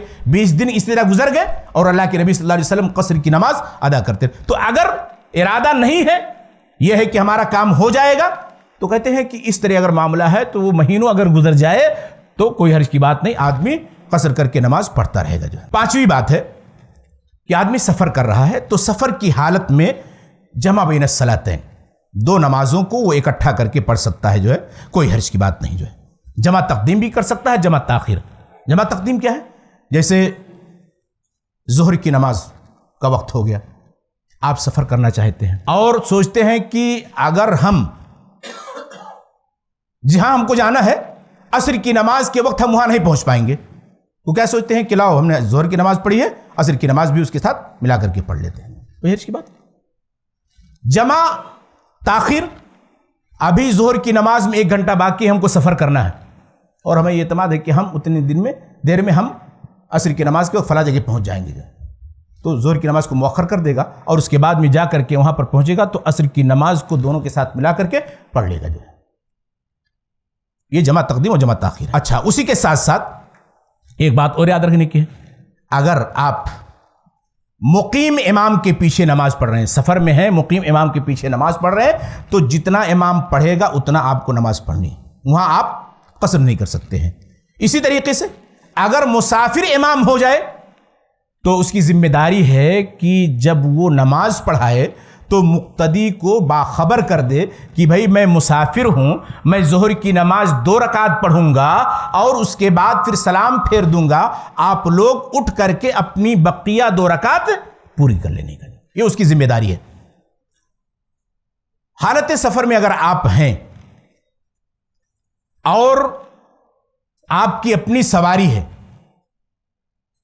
تو بہتر یہ ہے کہ آپ سواری کو روک دیں اور اس کے بعد میں زمین پہ اتر کر کے قبلہ رخ ہو کر کے نماز کی ادائیگی کریں. ویسے تو نفلی نماز سواری کے اوپر جائز ہے، سواری کا رخ قبلے کی طرف کریں گے اور اس کے بعد میں پھر نماز کے لیے نیت باندھ لیں گے. اب پھر اس کے بعد سواری کسی بھی طرف جائے اس سے نماز کے اندر کوئی فرق پڑنے والا نہیں. لیکن رہی بات فرض نماز کی، تو اگر آدمی کی اپنی سواری ہے تو بہتر ہے کہ سواری کو روک دے اور اس کے بعد میں اتر کر کے قبلہ رخ ہو کر کے نماز پڑھے. لیکن اگر انسان کی اپنی سواری نہیں ہے تو جس طرح نفلی نماز سواری پر جائز ہے، ایسے فرض نماز بھی سواری پر جائز اور درست ہے. سواری کو کیا کرے گا؟ پتہ لگائے کہ قبلہ کہاں ہے. بھائی ٹرین ہے، جہاز ہے، یا اپنی سواری نہیں ہے، ڈر ہے کہ اگر ہم نماز پڑھنے لگے تو چھوٹ جائے گی، تو آدمی اس میں بیٹھ جائے گا. اور سفر کی حالت میں کیا ہے؟ وہ قبلے کا پتہ لگائے گا، اس کے بعد قبلہ رخ ہو کر کے نماز شروع کر دے گا، اور اس کے بعد پھر سواری کسی بھی طرف اس کا رخ ہو جاتا ہے، نماز کے اندر کوئی خلل واقع ہونے والا نہیں ہے. حضرت شیخ ابن باز رحمہ اللہ نے کہا کہ ان کان السفر طویلا فانه يصلي في الطائرة او في القطار والحمد لله ولا يترك الصلاة. سفر لمبا ہو، وہ جہاز میں ہے، ٹرین میں ہے، پھر بھی نماز نہیں چھوڑے گا، ہے نا. اور اپنی طاقت کے اعتبار سے قبلہ رخ ہو کر کے وہ نماز پڑھنا شروع کر دے گا، اور اس کے بعد میں پھر وہ رخ جہاز کی یا طریقے سے سواری کی کسی بھی طرف جا رہی ہے، اس سے نماز کے اندر کوئی فرق پڑنے والا نہیں ہے. اور اس کے بعد میں فاتقوا اللہ ما استطعتم سے یعنی استدلال کرتے ہوئے کہا کہ آدمی اپنے اعتبار سے جتنی اس کی طاقت ہے اس اعتبار سے نماز پڑھنے کو. تو یہ یعنی اگر سواری پہ ہے تو فرض نماز. اب آپ کہہ سکتے ہیں کہ مولانا صاحب موجودہ حالات میں ہم کیا کریں؟ جو ہے لوگ نماز کے اوپر پڑھنے پہ بھی پابندی جو ہے، سفر میں نماز نہیں پڑھ سکتے ہیں. تو حالات جب اتنے نازک ہو جائیں تو احتیاط لازم ہے. قرآن کہتا ہے وَلَا تُلْقُوا بِأَيْدِيكُمْ إِلَى التَّهْلُكَةِ. نماز ہم تھوڑا مؤخر کر دیں اور اس کے بعد میں پھر جہاں ہم پہنچے وہاں نماز ادا کر لیں. قرآن کہتا ہے کہ اپنے آپ کو ہلاکت میں نہ ڈالو. ہم جانتے ہیں کہ اگر ہم ایسا کام کریں گے تو ایسی صورت میں پھر ہمیں تکلیف دی جائے گی، ہم کو نقصان پہنچایا جائے گا. اس لیے بہتر یہ ہے کہ ہم اپنے آپ کو سنبھال کر کے رکھیں اور نہایت احتیاط کے ساتھ سفر کرنے کی کوشش کریں. حضرت حذیفہ کی روایت ہے، وہ کہتے ہیں کہ ہم اللہ کے رسول صلی اللہ علیہ وسلم کے ساتھ تھے تو اللہ کے نبی نے کہا احسو لی کم یلفظ الاسلام. کہا کہ شمار کرو کہ اسلام کے قائلین کتنے ہیں. ہم نے کہا کہ یا رسول اللہ اتخاف علینا، کیا آپ ہمارے بارے میں ڈر ہیں جبکہ ہم 600 سے لے کر کے 700 کے درمیان ہماری اتنی تعداد. اللہ کے رسول نے کہا انکم لا تدرون ان تبتلوا، تم نہیں جانتے ہو، آزمائش میں ڈالے جاؤ. کہتے ہیں فابتلینا حتی جعل الرجل من لا يصلي الا سرا. نبی کی اس دنیا سے چلے جانے کے بعد کہتے ہیں کہ ہم آزمائے گئے یہاں تک کہ ہم میں سے آدمی چپکے نماز پڑھنے لگا. تو اس طرح کے حالات اگر ہو جائیں تو ایسی صورت میں پھر ہم اپنے آپ کو کیا ہے. اور اسی لیے امام نووی نے باب باندھا مسلم کے اندر باب الاستسرار بالایمان للخائف، ڈرنے والے کے لیے ایمان کو چھپانے کا باب. خوف ہے، ڈر ہے کہ ہماری جان چلی جائے گی تو ایسی صورت میں پھر کیا ہے اس کا اظہار نہ کرے.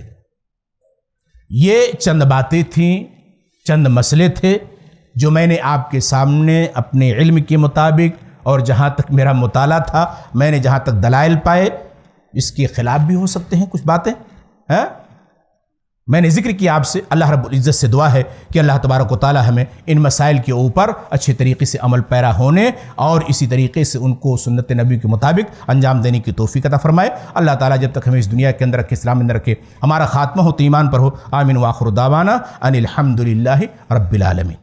ایسے ہی فائدہ مند اسلامک ویڈیوز دیکھنے اور منہج سلف پر کتاب و سنت کی تعلیمات کو عام کرنے میں ہمارا تعاون کریں تاکہ آپ کے لیے ذریعہ نجات، جنت کے حصول کا سبب، ساتھ ہی مال میں برکت و اضافے کا ذریعہ بھی بنے. آمین. جزاک اللہ خیرن.